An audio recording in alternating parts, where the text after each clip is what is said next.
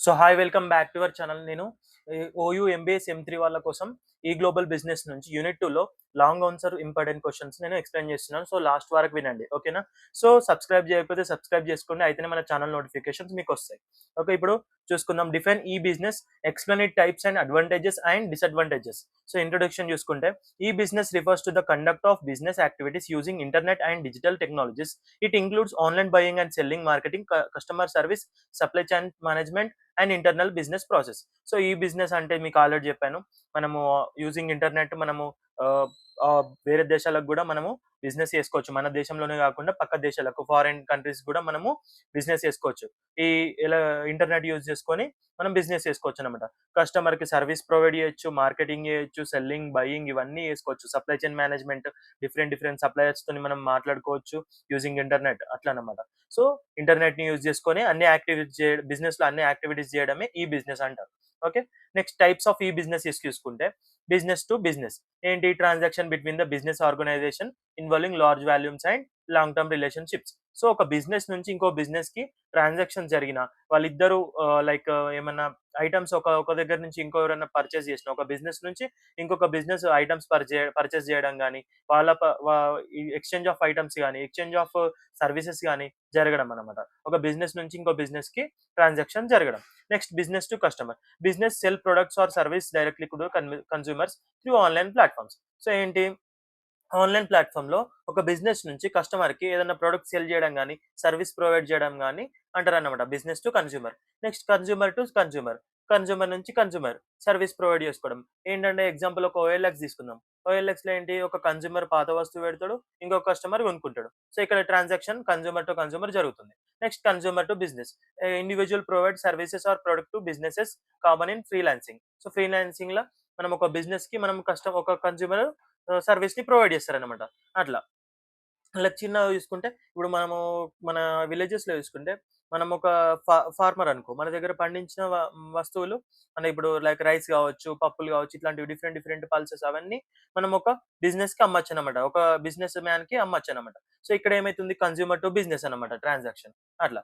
Business to government. ఇప్పుడు గవర్నమెంట్‌కి ఒక బిజినెస్ నుంచి ఇట్లా ఒక ఏజెన్సీస్ నుంచి గూడ్స్ సప్లై చేయడం గాని, ఇప్పుడు గవర్నమెంట్ స్కీమ్స్ మనకిప్పుడు రేషన్ కార్డ్ గాని, ఇప్పుడు మనకు ఫ్రీ రైస్ ప్రొవైడ్ చేస్తారు గదా! మంత్లీ. సో, అవెక్కడి నుంచొస్తాయి? ఒక బిజినెస్ నుంచే గదా! గవర్నమెంట్‌కి ప్రొవైడ్ జేయం. ఇప్పుడు గవర్నమెంట్ పండించదు గదా! రైస్ అనేది.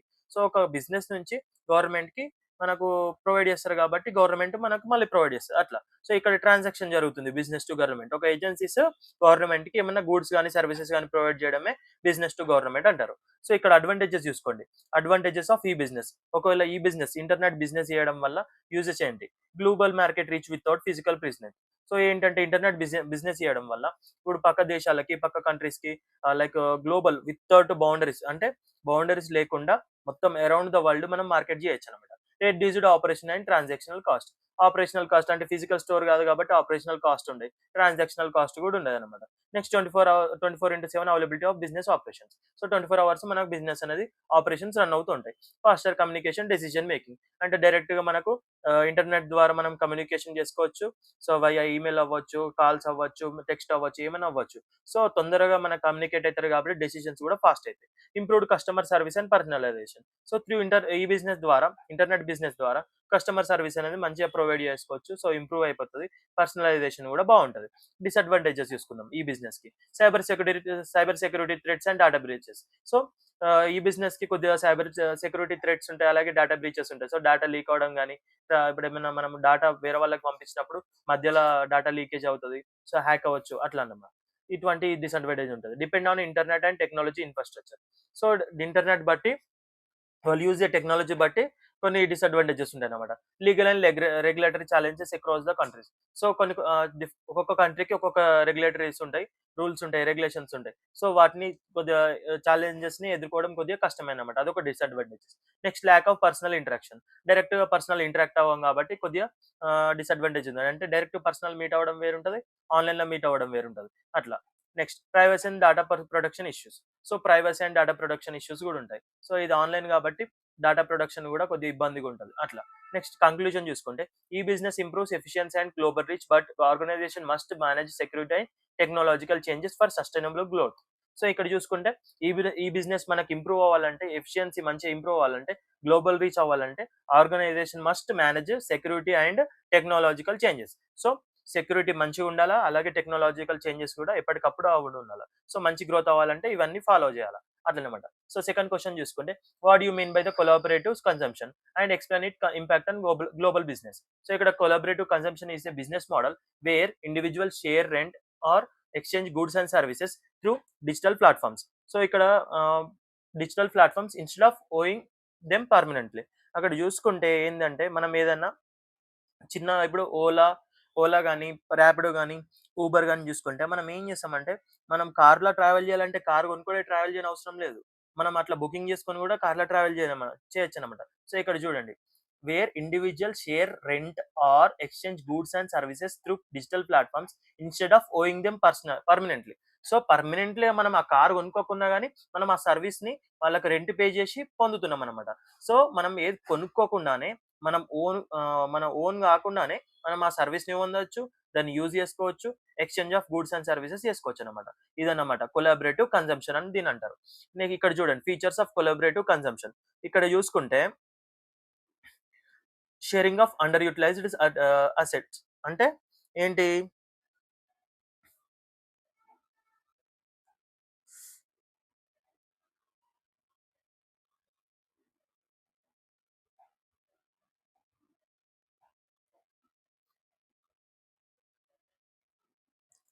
ఇక్కడ షేరింగ్ ఆఫ్ అండర్ యుటిలైజ్డ్ అసెట్స్ అంటే ఏంటి? మనము షేరింగ్ చేసుకోవచ్చు. మన ఏవైనా మనకు అందుబాటులో ఉన్నయన్నీ మనము రెంట్ ద్వారా గాని, వాళ్ళకి లీజ్ అన్నా తీసుకోవడము.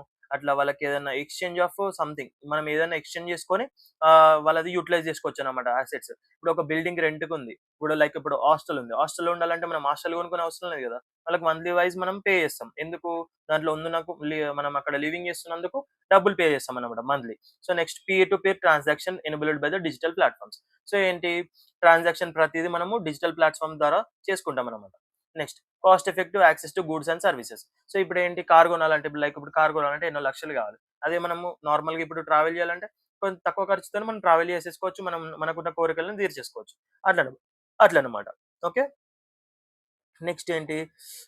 Trust mechanism such as ratings and reviews. మనం ఏం చేయాలన్నా, ట్రావెల్ చేయాలన్నా, ఏదైనా కొనాలన్నా, ఏదైనా ఎక్స్‌పీరియన్స్ చేయాలన్నా, సో మనకేముంటది? ఇప్పుడు మనం ఒకటి చేసుకుంటే ఇప్పుడు ఒక వస్తువు కొనుక్కోవాలంటే ఏమంటే కింద రేటింగ్స్ చూస్తాం, రివ్యూస్ చూస్తాం. సో అలాగే ఇప్పుడు ఏదైనా కార్‌ని కూడా బుక్ చేసుకోవాలంటే కింద రివ్యూస్ ఉంటాయి. అంటే బ్యాడ్ రేటింగ్ ఉన్నదా? గుడ్ రేటింగ్ ఉందా? ఒక బస్‌లో ట్రావెల్ చేయాలన్నా, ఒక ట్రైన్‌లో ట్రావెల్ చేయాలన్నా, ఏ ఏ పని చేయాలన్నా కింద రేటింగ్ అండ్ రివ్యూస్ చూసుకొని మనము డెసిషన్ తీసుకుంటాం. Okay. Next strong dependence on mobile and internet technologies. So ఏదైనా గాని మనం ఈ జనరేషన్‌లో మొబైల్‌లోనే అన్నీ చూసుకుంటున్నాం. అన్ని ఇంటర్నెట్ ద్వారానే మనం అన్నీ చేస్తున్నామనమాట. Next impact on global business. Creates a new global digital business models. Reduce cost for consumers and businesses. Enables cross border peer to peer trade. Promotes sustainable and eco friendly practices. Encourages innovation and competition. So ఇవన్ననమాట. New global digital business models improve అయితాయి. అలాగే కొత్తయయితాయి. అలాగే reduces cost for consumers and businesses. So ఇటువంటి technology use చేయడం వల్ల ఈ global business use చేయడం వల్ల కన్స్యూమర్‌కి కాస్ట్ తగ్గుతది. అలాగే క్రాస్ బోర్డర్ అనమాట. అంటే బ మనము ఔట్ ఆఫ్ ద ఇండియా గూడా మనం ట్రేడ్ చేసుకోవచ్చు. Next promote sustainable and eco friendly practices. అంటే ఏంటి? మంచిగా ఉన్నాయన్నమాట. మనం ఏదైతే అనుకుంటున్నామో అటువంటి మంచిగా ఉండేటట్టు, మంచి క్వాలిటీ ఉండేటట్టు, ఎకో ఫ్రెండ్లీ ఉండేటట్లు మనం అవి ప్రమోట్ చేసుకోవచ్చనమాట. Next encourages innovation and competition. So, innovation and కాంపిటీషన్‌కి ఎంకరేజ్ చేస్తాయన్నమాట. ఓకే.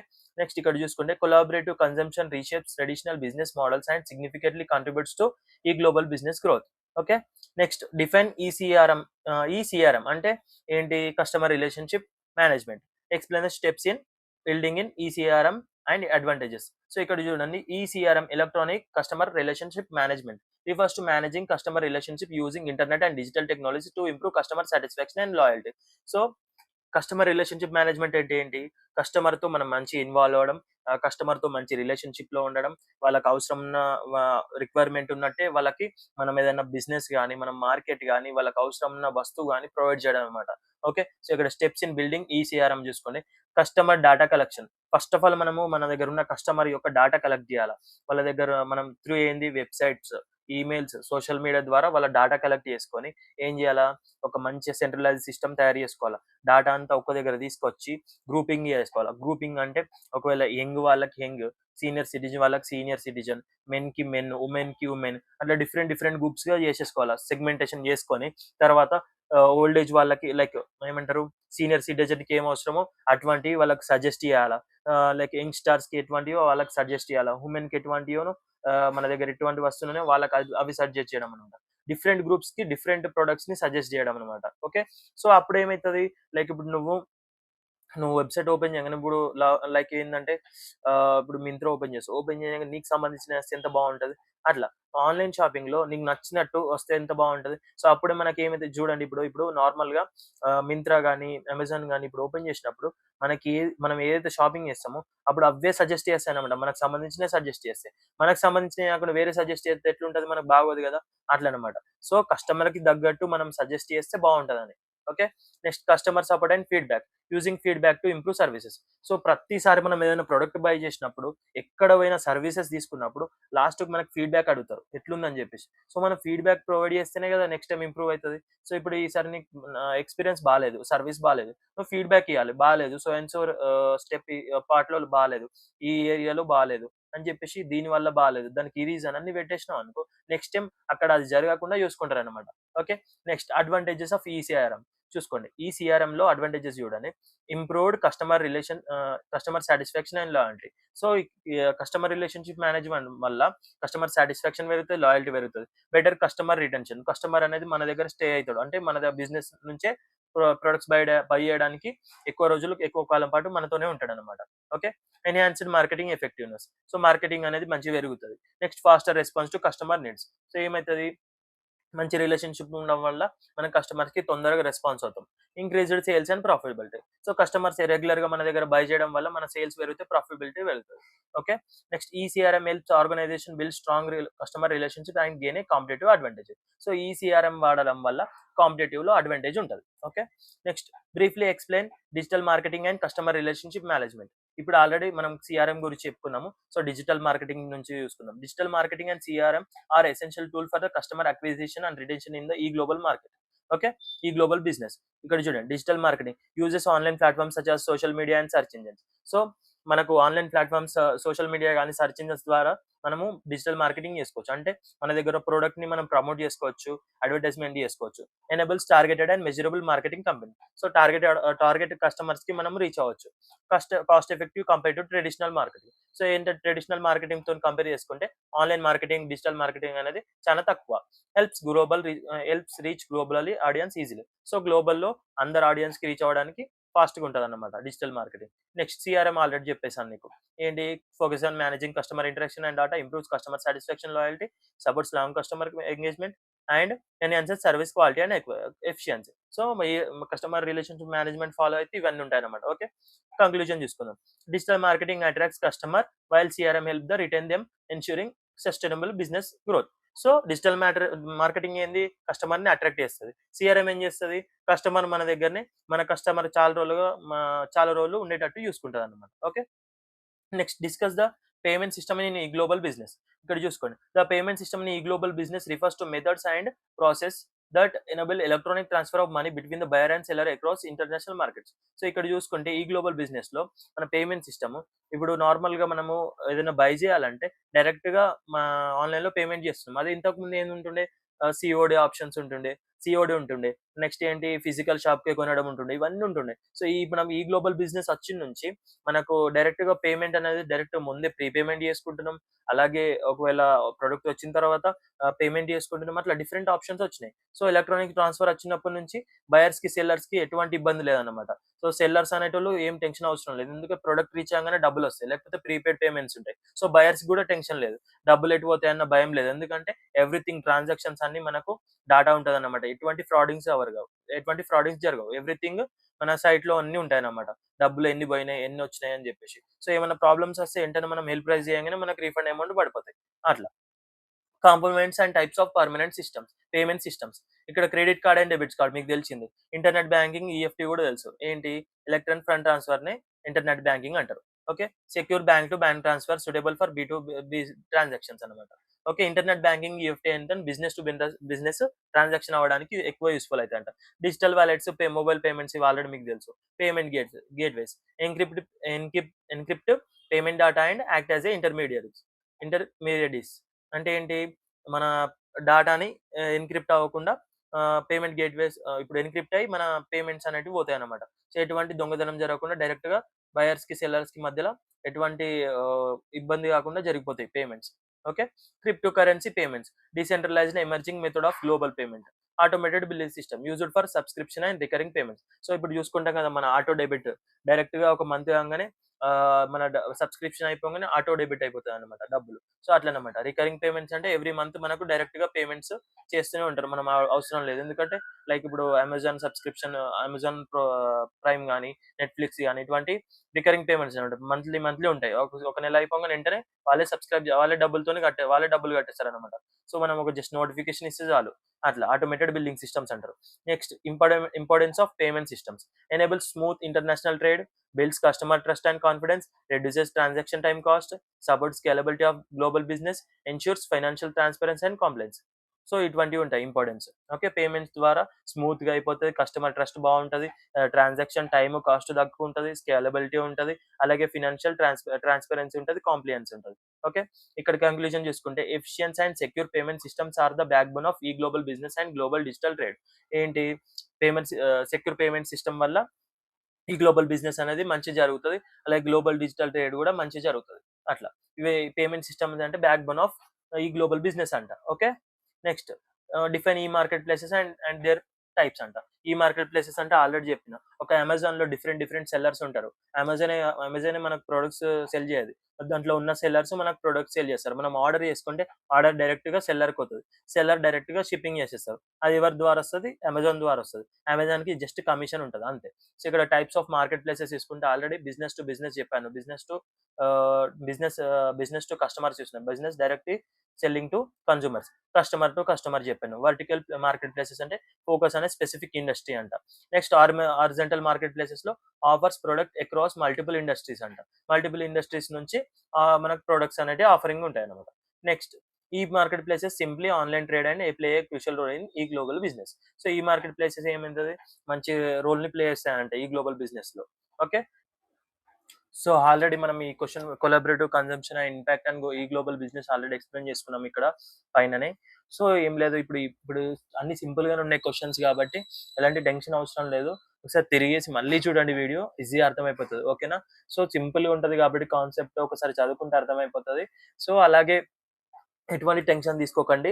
సింపుల్‌గా ఒకసారి చదవండి. ఒకసారి నేను వీడియో పెట్టాను గదా! ఒకసారి ఆ వీడియోని మంచిగా లిజన్ వింటే అర్థమైపోతదనమాట. ఓకేనా? సో, కాన్సెప్ట్ అనేది జస్ట్ మీరు కాన్సెప్ట్ ఒక్కటే గుర్తుంచుకోవాలి. క్వెషన్ ఆన్సర్స్ బట్టి పట్టడం మాత్రం చేయకూడదు. సో, ఓన్‌గా రాస్తే మనకు మార్కులు పడతాయి. మన యూనివర్సిటీ స్ట్రిక్ట్‌గా ఏముండది. వాళ్ళకిచ్చిన డేటా ప్రకారమే రాయాలని గాదు. మనము ఇచ్చిన క్వెషన్‌కి దానికి రిలేటెడ్‌గా ఆన్సర్ రాస్తే సరిపోతది. ఓకేనా? సో, ఎటువంటి టెన్షన్ పెట్టుకోకుండా మన కాన్సెప్ట్ నేర్చుకోవడానికి ట్రై చేయండి. ఓకేనా? So, thank you for watching video. ఇంకోటి థర్డ్ యూనిట్ నుంచి నేను ఆన్సర్స్ ఎక్స్‌ప్లెయిన్ చేశాను. ఓకేనా? సో, నా ఛానెల్‌ని సబ్స్క్రైబ్ చేయకపోతే సబ్స్క్రైబ్ చేయండి. అయితేనే మన ఛానెల్ నోటిఫికేషన్స్ ఒస్తాయి. మీరెంత సపోర్ట్ చేస్తే అంత మంచిగా చేయడానికి నేను ప్రయత్నిస్తూ ఉంటా. Okay. Thank you for watching video.